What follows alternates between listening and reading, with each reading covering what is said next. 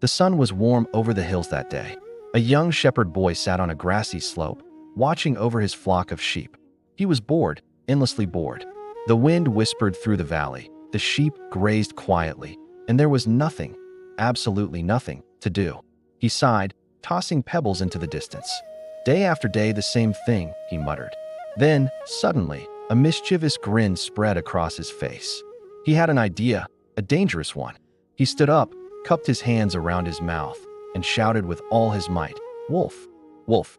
A wolf is attacking the sheep." The villagers, hearing the boy's desperate cries, dropped everything, their tools, their food, their chores, and ran up the hill. Their hearts pounded. They were ready to fight. But when they reached him, there was no wolf. Only the boy, laughing so hard he could barely stand. "Oh, you should have seen your faces," he said, gasping between laughs. The villagers were furious. "Don't waste our time, boy," they warned. Lies travel fast, but they return faster. They walked away, shaking their heads. The next day, the boy grew bored again. He remembered how exciting it felt to see everyone rush to his aid. So once again, he shouted, "Wolf! Wolf!" And once again, the villagers came running, only to find him rolling on the ground in laughter. This time, they didn't scold him.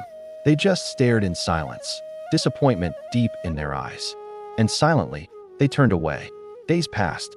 Then one night, as the moon rose pale and cold over the hills, the sheep began to stir nervously.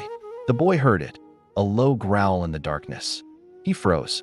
Two glowing eyes appeared from behind a bush. Then another, and another. Wolves. Real ones. His heart jumped into his throat. He stumbled back and screamed, "Wolf! Help! Wolf! Please!"